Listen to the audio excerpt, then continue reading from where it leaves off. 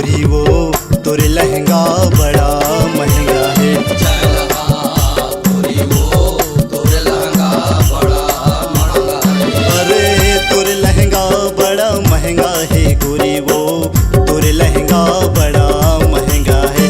अरे तोरे लहंगा बड़ा महंगा है गोरी वो तोरे लहंगा बड़ा महंगा है। कौन गोसैया लिए तय बता, कौन गोसैया लिए तय बता, ये गोरी वो तोरे लहंगा बड़ा महंगा है। कौन गोसैया लिए तय बता, कौन गोसैया लिए तय बता, गोरी वो तोरे लहंगा बड़ा महंगा है।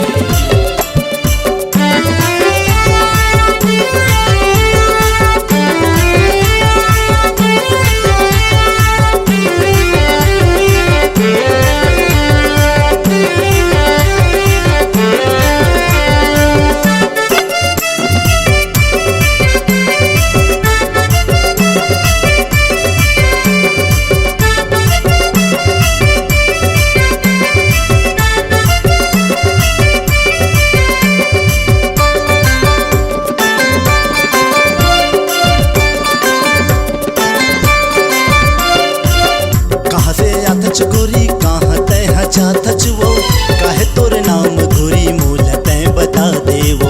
काहे तोरे नाम गोरी मोला तय बता देवो।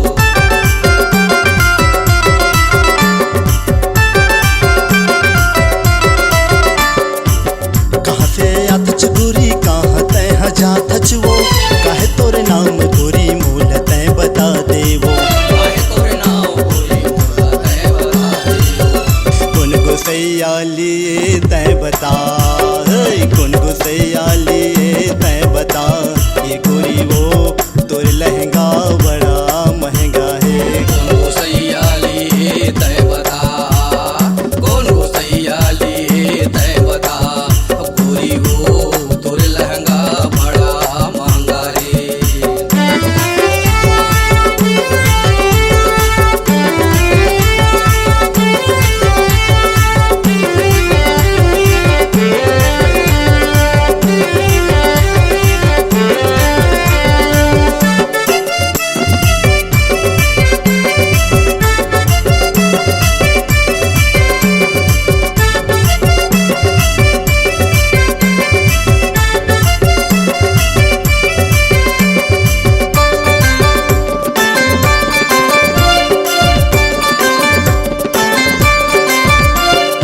साया ले हूँ साड़ी ले हूँ मूर्तिर माया ना वो, कहाँ कहाँ जाबे गोरी मोल तय बताना वो।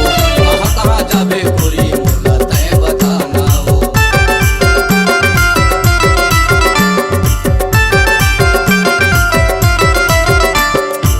साया ले हूँ साड़ी ले हूँ मूर्तिर माया ना वो, कहाँ कहाँ जाबे गोरी मोल तय बताना वो। कहाँ कहाँ जाबे गोरी मोला तय बताना वो।